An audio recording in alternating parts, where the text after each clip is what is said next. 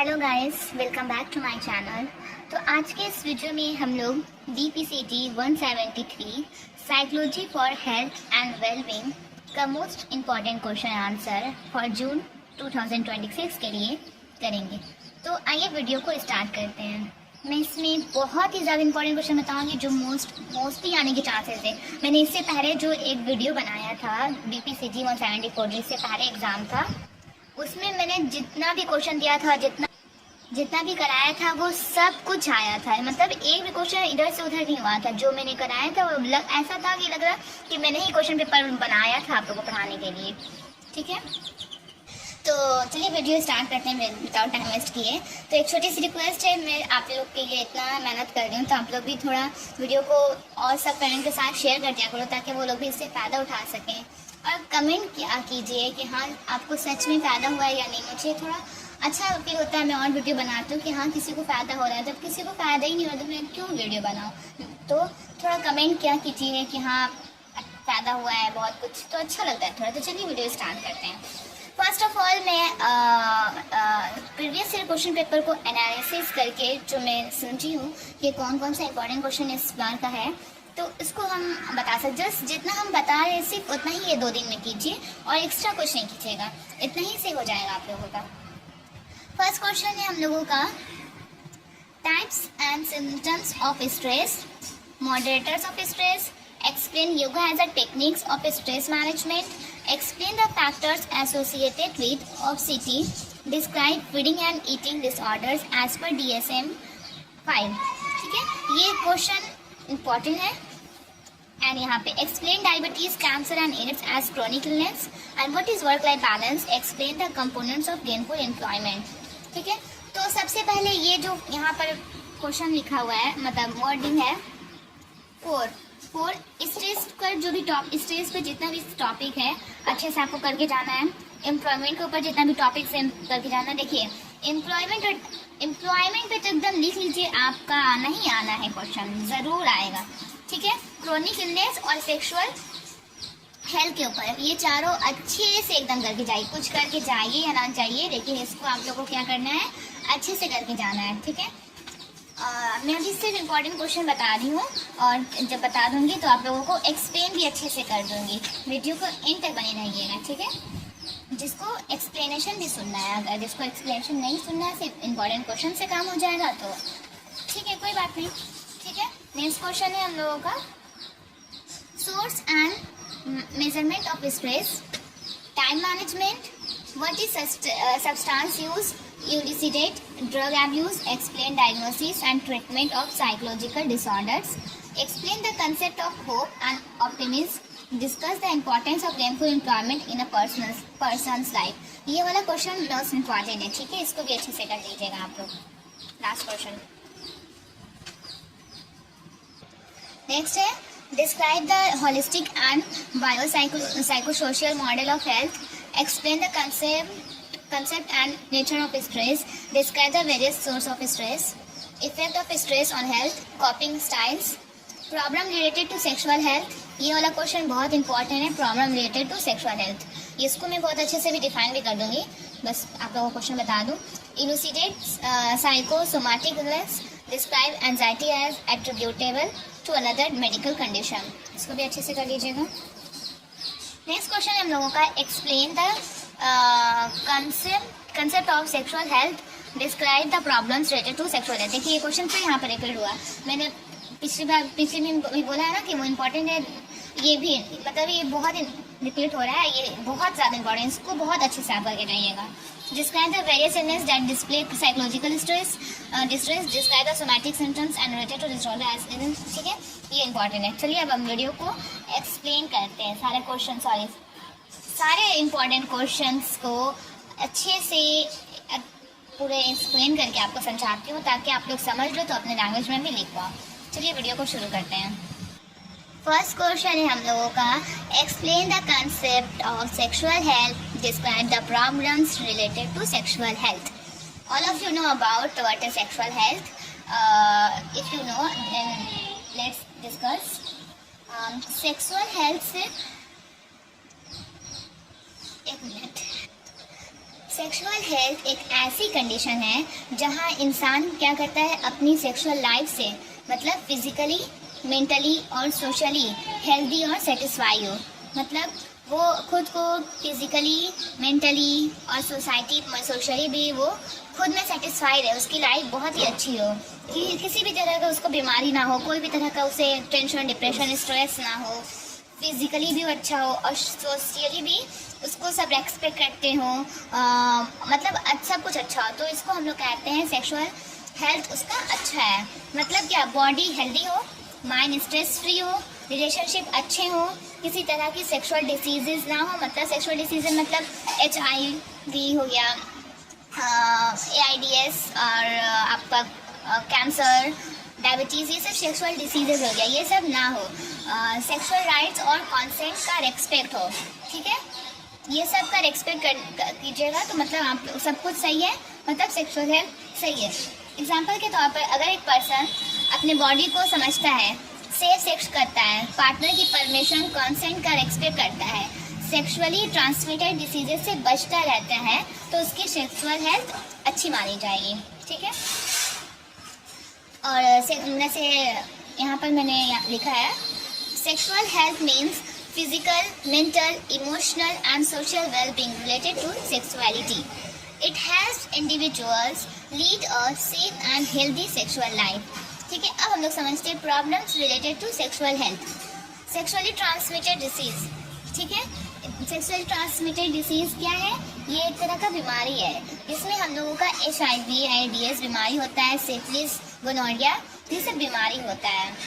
Second number में unwanted pregnancy, मतलब lack of knowledge about contraception can lead to unwanted pregnancy. मतलब unwanted pregnancy हो जाती है जो सेक्सुअल हेल्थ के बारे में जिसको नॉलेज नहीं होता है। तो ये सब प्रॉब्लम रिलेटेड होते हैं सेक्सुअल हेल्थ से। और सेक्सुअल डिसफंक्शन मतलब problems related to sexual desire, performance और सेटिस्फैक्शन। ये सब जो मैंने हेडिंग लिखा है ना, ये सब हेडिंग आप लोगों को बस याद कर लेना है और उसके बाद ये पॉइंट्स वगैरह आप दे दीजिएगा तो आप अच्छा मार्क्स गेन कर सकते हो। जैसे lack of sexual education, incorrect information होना, मतलब मन घड़ंट कहानी बना लेना, जैसे पुराने लोग कहते हैं, दादी नानी लोग कहते हैं, इस तरह का, मतलब जिसका कोई रियलिटी से हो ही ना सही, बस ऐसी कहानी बना हुआ है। तो सेक्सुअल एजुकेशन का ना सही होना, उसकी वजह से प्रॉब्लम हो सकता है। Sexual abuse and violence, physical और emotional harm through force sexual activities, ठीक है। Sexual abuse and harm violence मतलब किसी के साथ ज़बरदस्ती कुछ करना सेक्सुअलिटी के तौर पर, जैसे रेप करना, सेक्सुअल हार्म पहुंचाना उसको, ये सब होने से सेक्सुअल हेल्थ प्रॉब्लम्स हो सकता है। Psychological problems, anxiety, stress, depression and low self esteem related to sexual issues. मतलब साइकोलॉजिकल प्रॉब्लम जैसे कि कोई कपल है, अगर उन लोगों के बेबी कंसीव नहीं कर पा रहे हैं तो उन लोगों के साथ क्या हो सकता है, एंजाइटी में जा सकते हैं, स्ट्रेस हो सकते हैं, डिप्रेशन में जा सकते हैं, कॉन्फिडेंस लो हो सकता है, तो सेक्सुअल इश्यूज की वजह से।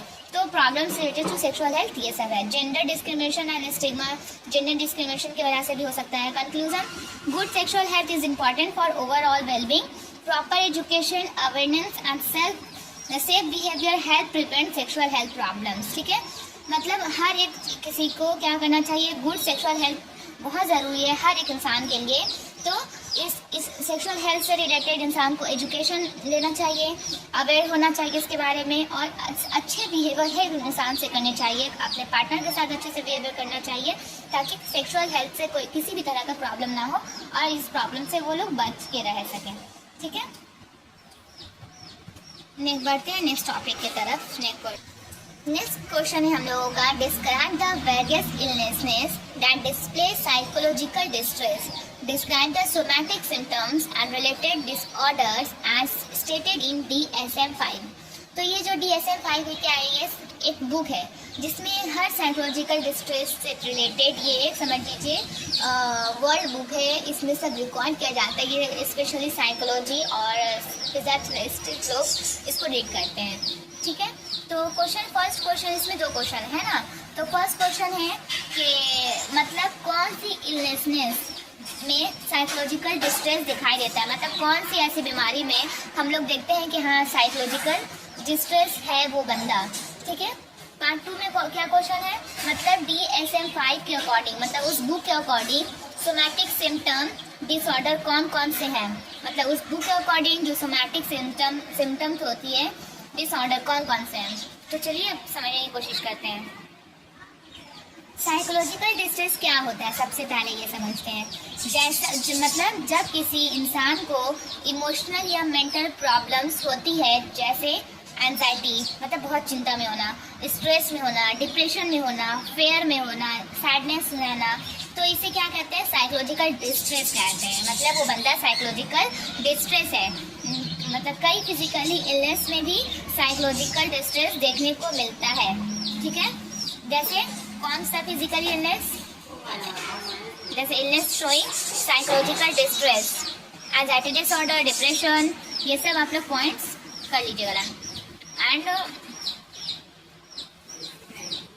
एक minute, somatic symptoms and related disorder. अभी मैं आप लोगों को ये समझा दूँ साइकोलॉजिकल डिसऑर्डर में कौन कौन सी बीमारी में हम लोग देखते हैं ये साइकोलॉजिकल डिसऑर्डर। तो कैंसर एक क्रोनिक इलनेस है। ठीक है, साइकोलॉजिकल प्रॉब्लम्स इसमें कैंसर में क्या होती है, डेट का फेयर रहता है ना, ये साइकोलॉजिकल डिस्ट्रेस है ना, कि कैंसर अगर किसी को हो जाता है तो उसके अंदर डर हो जाता है कि अब मर जाएंगे, डिप्रेशन में रहता है वो इंसान, एंजाइटी रहता है, होपलेसनेस रहता है, मतलब उसको अब उम्मीद कम रहती है जीने की। एग्जाम्पल जैसे पेशेंट सोचता है पता नहीं मैं ठीक हो पाऊंगा या नहीं, इसे ही कहते हैं साइकोलॉजिकल डिस्ट्रेस बढ़ता है। ठीक है, इसकी वजह से। नेक्स्ट क्वेश्चन हम लोगों का डायबिटीज़ लाइफ लॉन्ग डिसीज है।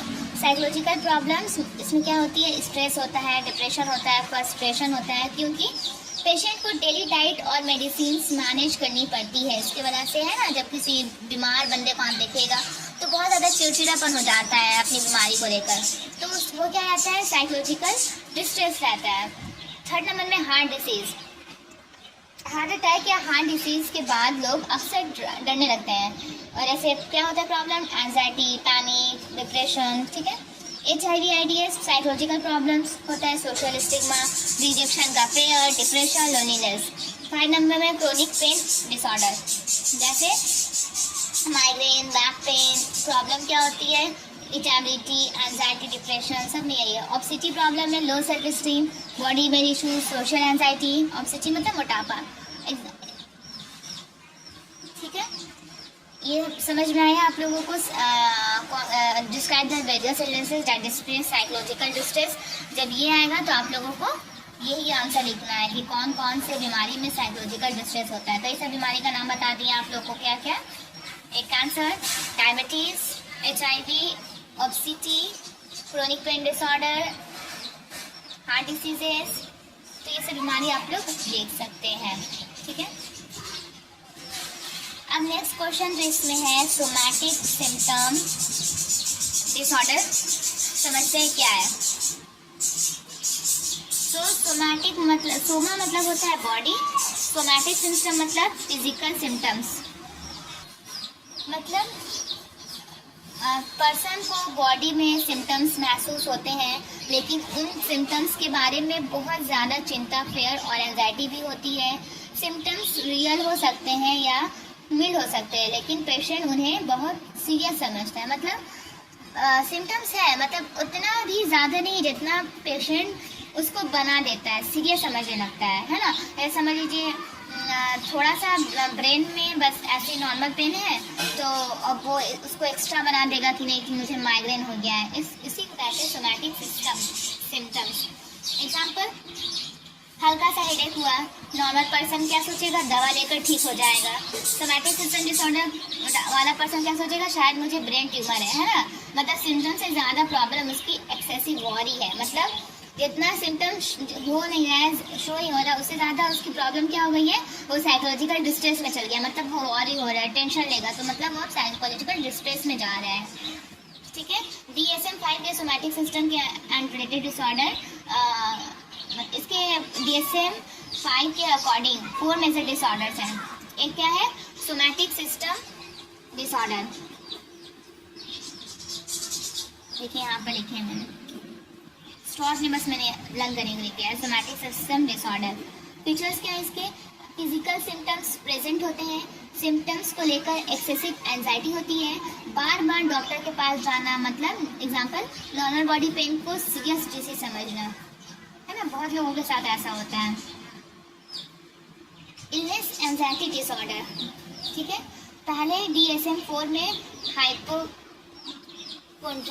कहा जाता था, अब क्या है, सीरियस डिसीज होने का डर, फिजिकल सिम्टम्स बहुत कम या एब्सेंट होते हैं। एग्जाम्पल, पर्सन को लगता है मुझे कैंसर है लेकिन मेडिकल टेस्ट नॉर्मल आते हैं, मतलब थोड़ा सा कुछ हो तो पर्सन कुछ ज़्यादा हेवी सोचने लगता है, लेकिन जब बस उसके दिमाग में ऐसा होता है, वो मेंटली डिस्टर्ब रहता है, साइकोलॉजिकल डिस्ट्रेस रहता है, उसके वजह से उसको ऐसा महसूस होता है, लेकिन जब आप टेस्ट करोगे तो ऐसा कुछ नहीं करता है। इसी को कहते हैं हम लोग physical psychological distress. Conversion disorder मतलब मेंटल स्ट्रेस फिजिकल सिम्टम्स में कन्वर्ट हो जाता है। Example, blindness, paralysis, loss of speech, seizures, medical causes नहीं मिलता, ठीक है।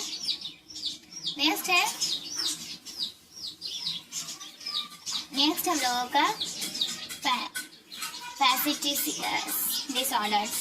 पर्सन जानबूझकर सिम्टम्स क्रिएट करता है, पर्पस जैसे पेशेंट की रोल प्ले करना, मतलब खुद को इम्पोर्टेंस दिखाना कि हाँ मुझे सीरियस लिया जाए, मैं बीमार हो गया हूँ, मतलब फेक सिम्टम्स बताना, रिपोर्ट्स मैनिपुलेट करना, टेंशन और सिंपैथी पाने के लिए, ठीक है।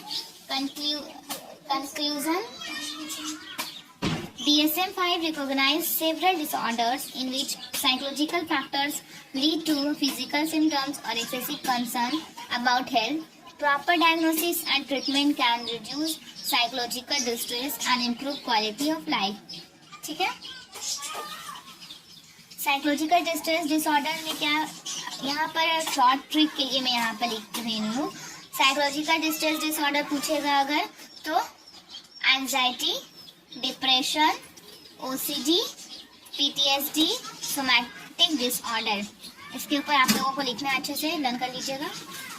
DSM-5 सोमैटिक डिसऑर्डर में SICPF, इस मतलब somatic symptom disorder, anxiety disorder, conversion disorder, psychological factors affecting medical condition, factitious disorder.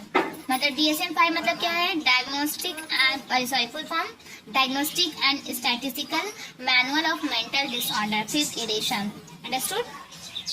Next question की तरफ चलते हैं। नेक्स्ट क्वेश्चन है हम लोगों का types and symptoms of stress. Stress क्या है? स्ट्रेस एक फिजिकल और साइकोलॉजिकल रिस्पॉन्स है जो तब होता है जब हमें लगता है कि किसी सिचुएशन की डिमांड हमारी एबिलिटी से क्या है, ज़्यादा है। मतलब हम लोग जो नहीं कर पाते हैं, हमारी जितनी एबिलिटी नहीं होती है उससे ज़्यादा अगर हम किसी चीज़ को डिमांड करने लगते हैं तो हम लोगों को क्या होता है, स्ट्रेस होने लगता है। ठीक है।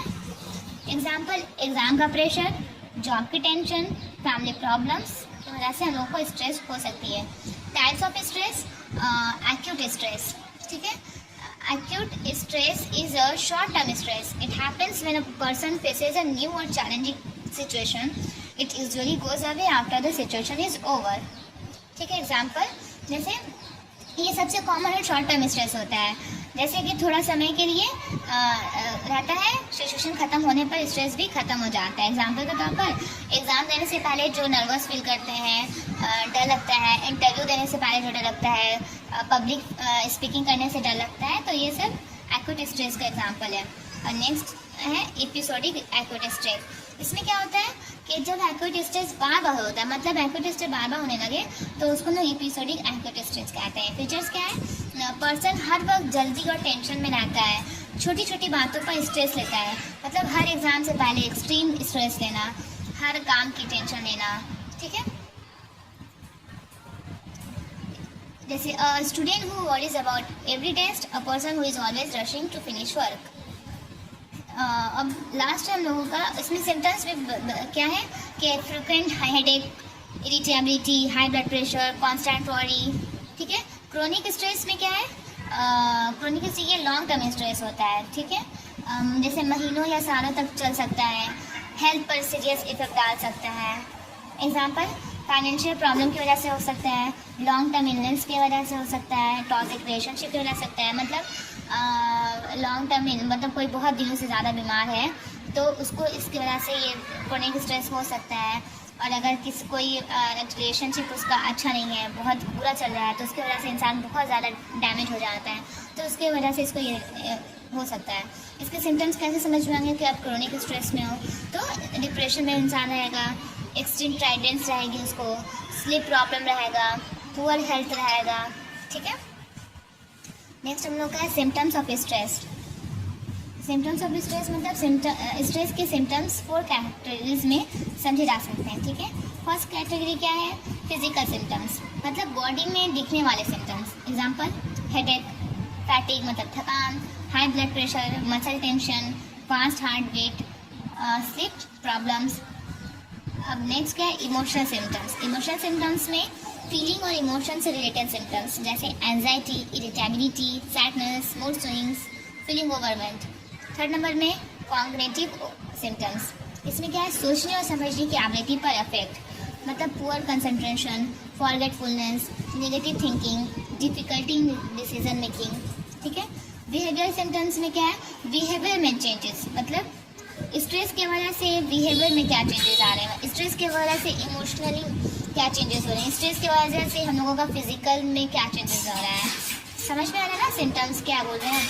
तो बिहेवियर में चेंजेस को क्या क्या हो सकता है? Social withdrawal, anger outburst, over eating और loss of appetite, increase smoking और ड्रिंकिंग। ठीक है, मतलब देखे होंगे आप लोग, जो अगर कोई टेंशन में रहता है तो टेंशन की वजह से बहुत ज़्यादा खाना खाने लगता है, बहुत कोई ज़्यादा ड्रिंक करने लगता है, स्मोकिंग करने लगता है। ठीक है, वर्क पर ध्यान नहीं देता है, पीपल को अवॉइड करने लगता है, तो ये सब क्या है? बिहेवियर सिम्टम्स है ऑफ स्ट्रेस का। ठीक है, चलिए नेक्स्ट टॉपिक की तरफ चलते हैं। यहाँ पर कंक्लूजन है, आप लोग इसे रीड कर लीजिएगा। ठीक है, नेक्स्ट क्वेश्चन है हम लोगों का moderators of stress. Moderators of stress का मतलब है वो फैक्टर्स जो स्ट्रेस के इफेक्ट को कम या ज़्यादा कर देते हैं। ठीक है, मतलब सेम चीज सिचुएशन में दो अलग अलग तरह रिएक्ट कर सकते हैं। ठीक है, यहाँ पर भी मैंने लिखा हुआ है बहुत इजी से। In simple words, two people में face the same stressful situation but they may react differently because of this moderators. Example, two students take the same exam. One student feel very stressed and panics. The other student stay calm and confident. This difference happens because of stress moderators. All of you understood? मतलब एक exam सब लोग दे रहे हैं, ठीक है, एक student बहुत ज़्यादा पैनिक है, दूसरा काम है। ठीक है, तो ये जो डिफरेंस है इसी को हम लोग कहते हैं स्ट्रेस मॉडरेटर्स। ठीक है,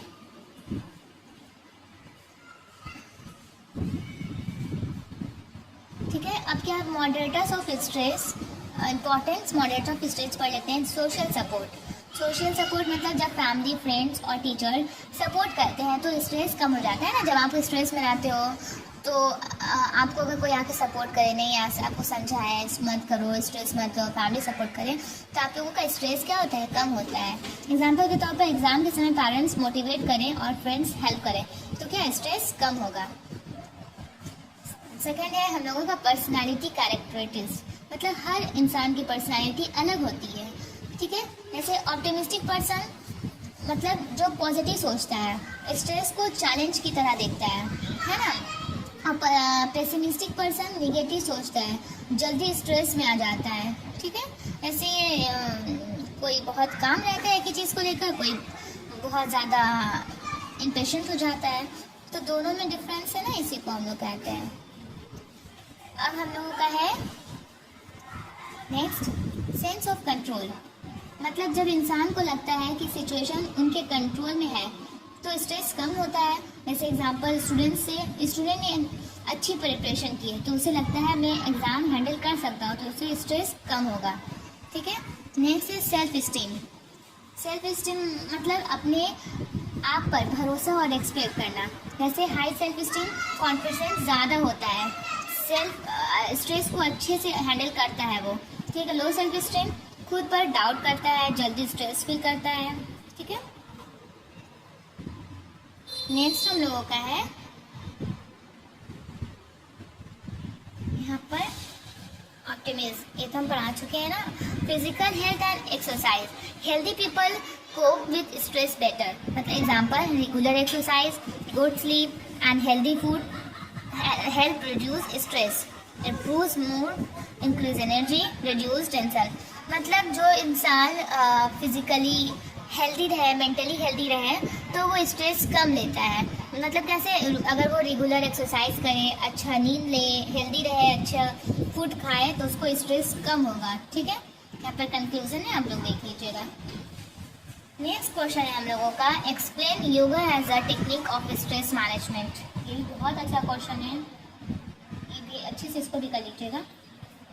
तो एग्जामिनर क्या पूछ रहा है कि योगा क्या है, योगा स्ट्रेस को कैसे कम करता है, योगा के फायदे क्या हैं, है ना।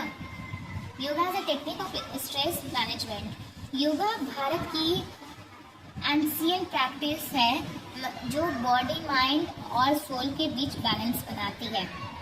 ठीक है, जैसे योगा में फिजिकल पोस्चर, आसनास, ब्रीथिंग एक्सरसाइज, प्राणायामा, मेडिटेशन, ध्यान शामिल होते हैं। ये तीनों चीज़ योगा में होता है। ठीक है, योगा स्ट्रेस को कैसे कम करता है, जब हम स्ट्रेस में होते हैं तो हार्ट बीट बढ़ जाता है हम लोगों का, ब्लड प्रेशर बढ़ जाता है, मसल टेंस हो जाते हैं, माइंड रेस्टलेस हो जाता है। योगा बॉडी को रिलैक्स करता है और माइंड को काम बनाता है। ठीक है, जैसे benefits of yoga in stress management, reduces physical tension, मतलब how yoga helps in stress management, कैसे हम लोग योगा हेल्प कर सकता है। तो रिड्यूसेस फिजिकल टेंशन, तो योगा मसल्स को रिलैक्स करता है। जैसे रिजल्ट क्या है, बॉडी पेन कम होता है, फैटिग कम होती है, रिलैक्सेशन मिलता है। 2 नंबर में है,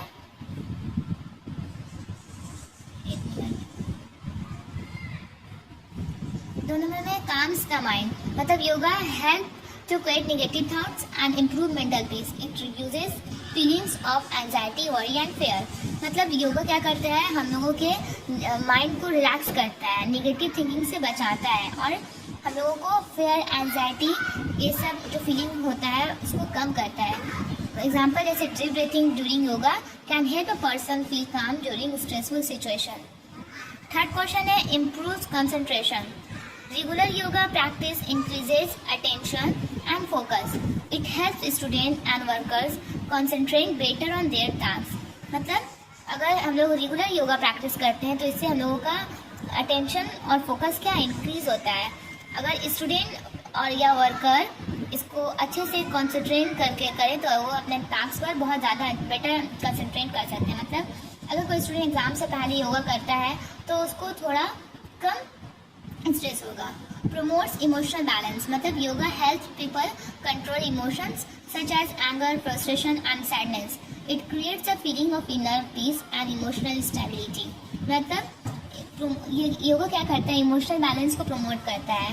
मतलब अगर कोई योगा अच्छे से करता है तो उसको हेल्प मिलता है इमोशंस कंट्रोल करने में, जैसे एंगर, फ्रस्ट्रेशन, सैडनेस, ये सब हेल्प मिलता है। ठीक है, ये अंदर की इनर पीस और इमोशनल स्टेबिलिटी को मेंटेन करके रखता है। इम्प्रूव स्लीप, मतलब स्ट्रेस की वजह से स्लीप प्रॉब्लम हो सकती है, योगा स्लीप क्वालिटी इम्प्रूव करता है। Result better sleep, freshness, less stress, increase self confidence. ठीक है,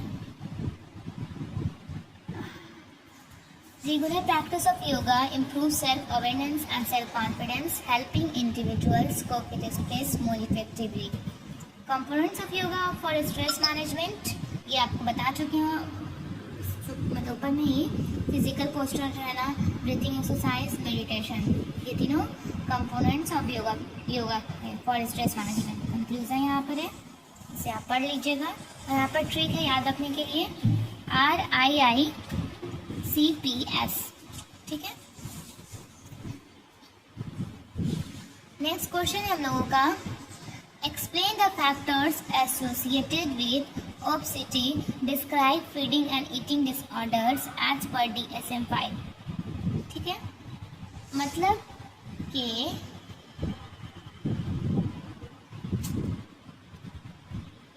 ऑब्सिटी सबसे पहले समझते हैं कि क्या है। जब बॉडी में एक्सेसिव फैट जमा हो जाती है और वेट नॉर्मल से बहुत ज़्यादा हो जाता है तो उसे ऑब्सिटी कहते हैं। ठीक है, फैक्टर एसोसिएटेड विथ ऑब्सिटी यहाँ पर है बायोलॉजिकल फैक्टर्स, मतलब जीन्स फैक्टर, बायोलॉजिकल फैक्टर सब है। ठीक है, जीन्स ऑब्सिटी में इंपॉर्टेंट रोल प्ले करते हैं। अगर पेरेंट्स ओबेस हैं तो चिल्ड्रन में भी ऑब्सिटी का रिस्क बढ़ जाता है। सेकेंड है साइकोलॉजिकल फैक्टर्स, मतलब इमोशनल प्रॉब्लम्स भी ऑब्सिटी से जुड़ी होती है, जैसे स्ट्रेस, एंजाइटी, डिप्रेशन। कुछ लोग स्ट्रेस में ज़्यादा खाना खाने लगते हैं तो इससे इमोशनल ईटिंग की वजह से लोगों की ऑब्सिटी हो सकती है। थर्ड, लाइफ स्टाइल फैक्टर्स, मतलब किसी की लाइफ स्टाइल सही नहीं होती है, बहुत ज़्यादा अजीब सा, मतलब खाना खाने लगते हैं, मतलब जंक फूड खाते हैं और एक्सरसाइज नहीं करते हैं, दिन भर बेड पे पड़े रहते हैं, कोई भी तरह का मूवमेंट नहीं होता है, तो ये सबसे ऑब्सिटी हो सकती है। डाइटरी फैक्टर्स,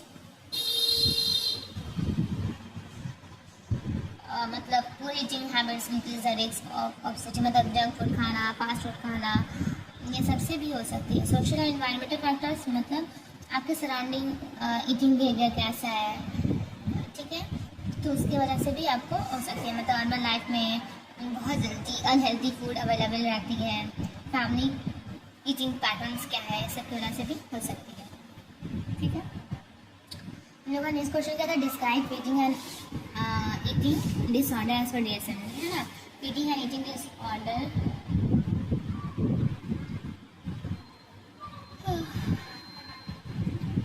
मतलब ये ऐसे डिसऑर्डर है जहाँ ईटिंग बिहेवियर एबनॉर्मल हो जाता है और हेल्थ पर नेगेटिव इफेक्ट पड़ता है। जैसे DSM-5 फीडिंग और ईटिंग डिसऑर्डर में क्या याद रखना है आप लोग को ट्रिक के लिए,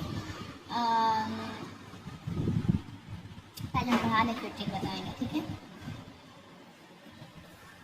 पीका। ठीक है, पीका क्या है?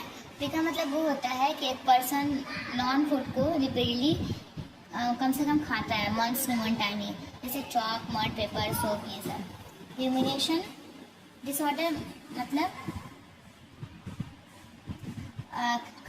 खाने को बार बार मुंह में वापस लाना और दोबारा च्यू करना। ठीक है, ये बिहेवियर रिपीटली होता है। Avoidant restrictive food intake disorder, मतलब पर्सन बहुत कम या स्पेसिफिक फूड्स ही खाता है, जैसे न्यूट्रिशनल डिफिशिएंसी हो सकती है, वेट लॉस हो सकता है। नेक्स्ट है एनोरेक्सिया नर्वोसा, मतलब इसमें क्या है, वेट बढ़ने का एक्सट्रीम फेयर रहता है, बहुत कम खाना, extremely low body weight gain.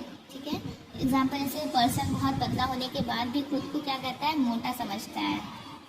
ठीक है, और बुलिमिया नर्वोसा में बिंगी ईटिंग, मतलब बहुत ज़्यादा खाना, फिर वेट कंट्रोल करने की कोशिश करना।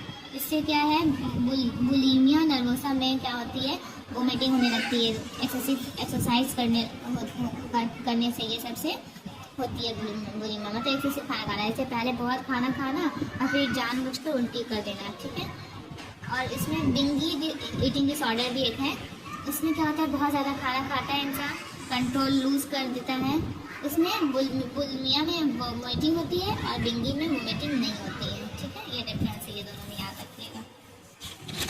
ये सब देखिए, feeding and eating disorder DSM-5 आ गया, तो आप लोगों को ये सब हेडिंग याद रखना है। पीका, rumination disorder, avoidant restriction food intake disorder, anorexia nervosa, bulimia nervosa, ये सब हेडिंग याद रखिएगा। आप लोग को हेडिंग दे देकर लिखिएगा, अच्छा मार्क्स मिलेगा। ठीक है, तो जैसे हम बता दिए, कंक्लूजन देख लीजिए। ट्रिक याद रखने के लिए फैक्टर्स ऑफ ऑब्सिटी, ऑब्सिटी के क्या फैक्टर हैं, BPLDS, मतलब B से बायोलॉजिकल, P से psychological, life style, dietary, social environment. और DSM-5 feeding and eating disorder क्या है, PRAVB, मतलब pica, rumination disorder, ARFID, anorexia nervosa, bulimia nervosa, binge eating disorder. ठीक है, समझ में आया?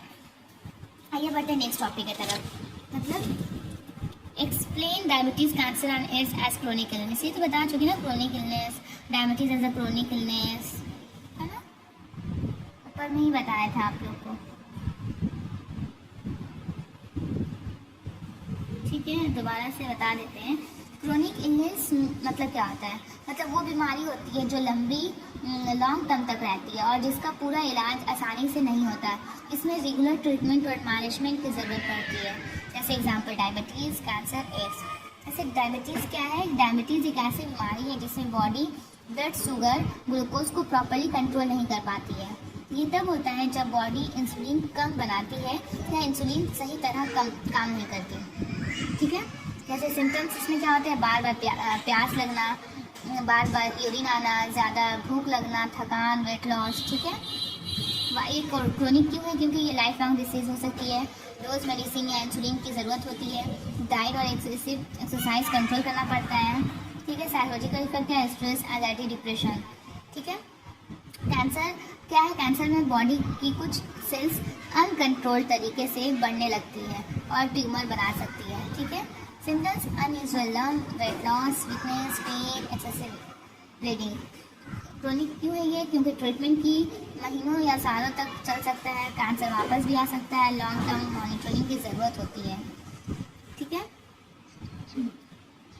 एड्स क्या है? Acquired immunodeficiency syndrome. एक सीरियस कंडीशन है जो HIV वायरस के कारण होती है। HIV बॉडी के इम्यून सिस्टम को कमज़ोर कर देता है। Symptoms weight loss, fair, weakness, repeating infection, night sweats. ठीक है, क्यों क्रोनिक है? क्योंकि HIV AIDS का कंप्लीट क्योर अभी नहीं है। पेशेंट को लाइफ लॉन्ग मेडिसिन लेनी पड़ती है। रेगुलर मेडिकल केयर की ज़रूरत होती है। साइकोलॉजिकल इफेक्ट क्या है? Social stigma, fair, loneliness, anxiety, depression. कई पेशेंट समाज के डिस्क्रिमिनेशन का भी सामना करते हैं। ठीक है, ये समझ में आया आप लोगों को? यहाँ पर मैंने दे दिया है डायबिटीज़ मतलब शुगर प्रॉब्लम, कैंसर मतलब अनकंट्रोल सेल ग्रोथ, एड्स मतलब वीक इम्यून सिस्टम। ये बहुत ईजी क्वेश्चन था। ठीक है, नेक्स्ट क्वेश्चन हम लोग का, what is work life balance? Explain the components of gainful employment. ठीक है, वर्क लाइफ बैलेंस क्या है? ठीक है, वर्क लाइफ बैलेंस का मतलब है काम, वर्क और पर्सनल लाइफ मतलब फैमिली, हेल्थ, फ्रेंड्स, हॉबीज़ के बीच सही बैलेंस बनाना। मतलब एग्जांपल, अगर कोई व्यक्ति ऑफिस का काम भी अच्छे से करे, फैमिली को भी टाइम दे, अपनी हेल्थ और टेस्ट का भी ध्यान रखे, तो उसका वर्क लाइफ बैलेंस अच्छा माना जाएगा। इंपॉर्टेंस ऑफ वर्क लाइफ क्या है? और वर्क लाइफ बैलेंस, स्ट्रेस कम होता है, मेंटल हेल्थ इंप्रूव होती है, जॉब सेटिस्फैक्शन बढ़ता है, फैमिली रिलेशनशिप बेटर होते हैं, प्रोडक्टिविटी इंप्रूव होती है। ठीक है, पार्ट 2 में क्या है? Components of gainful employment. ठीक है, उसमें गेनफुल एम्प्लॉयमेंट क्या है? मतलब गेनफुल एम्प्लॉयमेंट ऐसा एम्प्लॉयमेंट जॉब वर्क है जो व्यक्ति को इनकम, सेटिस्फैक्शन, ग्रोथ और सिक्योरिटी प्रोवाइड करता है। ठीक है, जैसे कंपोनेंट्स ऑफ गेनफुल एम्प्लॉयमेंट क्या? एडिक्वेट इनकम मतलब जॉब से इतनी इनकम मिलनी चाहिए कि व्यक्ति अपनी बेसिक नीड्स पूरी कर सके। ठीक है, जैसे example food, housing, education, health care. Job security, employee को जॉब खोने का कॉन्सेंट फेयर ना हो मतलब बेनिफिट क्या होना? स्ट्रेस कम होता है, कॉन्फिडेंस बढ़ता है। जॉब सेटिस्फैक्शन, व्यक्ति को अपने काम से खुशी और संतुष्टि मिलनी चाहिए, जैसे काम मीनिंगफुल और इंटरेस्टिंग लगे। सेफ वर्किंग कंडीशन मतलब वर्क प्लेस सेफ और हेल्दी होना चाहिए, जैसे एग्जांपल के तौर पर proper equipment, safe environment, health protection. Opportunities for growth, जब जॉब में प्रमोशन और स्किल डेवलपमेंट के चांसेस होने चाहिए, एग्जांपल के तौर पर training programme, career advancement. Work life balance, job ऐसी होनी चाहिए कि पर्सनल लाइफ के लिए भी समय मिले, benefit better mental health, less stress. Recognition and respect, employee को वर्क को अप्रिशिएट और एक्सपेक्ट किया जाना चाहिए। बेनिफिट क्या होता है? इससे मोटिवेशन बढ़ता है, सेल्फ एस्टीम इंप्रूव होती है। ठीक है, यहाँ पर शॉर्ट में दे दिए हैं। इनकम मतलब enough money for needs, security मतलब stable job, satisfaction, happiness from work, growth, learning and promotion, safety, healthy work place, work life balance between job and pressure life. ठीक है, तो आज के लिए सिर्फ इतना ही। वीडियो बहुत ज़्यादा लॉन्ग हो जाएगा, तो और 4 या 5 क्वेश्चन शायद बच चुके हैं आप लोग को, तो वो नेक्स्ट वीडियो में मैं आप लोगों को एक्सप्लेन अच्छे से कर दूंगी। अगर आप लोगों को ज़रूरत हो तो, अगर आप लोगों को नहीं समझना है वो 7 क्वेश्चन को, आप लोग खुद से हैंडल कर लीजिएगा, तो इट्स ओके, नो प्रॉब्लम। अगर आप लोगों को समझना है तो प्लीज़ कमेंट करके आप बताइए कि नहीं, उसको भी आप समझा दीजिए, तो मैं उसको भी समझा दूंगी। और कल एक पूरा ओवरऑल शॉर्ट में रिवीजन वीडियो भी अपलोड कर दूंगी। अगर ये वीडियो चाहिए तो उसके लिए भी आपको कमेंट करना होगा कि हाँ चाहिए, नहीं तो अगर नहीं चाहिए तो मैं नहीं बनाऊंगी, बिकॉज वीडियो आप लोगों के लिए ही बनाती हूँ कि आप लोग इससे फ़ायदा उठा सकें। ठीक है, तो वीडियो कैसी लगी, आप लोगों को हेल्पफुल रहा या ना, प्लीज़ कमेंट करके बताएं, ताकि मुझे अंदर से मोटिवेशन फील हो आप लोगों के लिए और वीडियो बनाने के लिए। तो thank you so much video देखने के लिए, और उम्मीद है आप लोगों का एग्ज़ाम अच्छा जाएगा। Bye bye friends.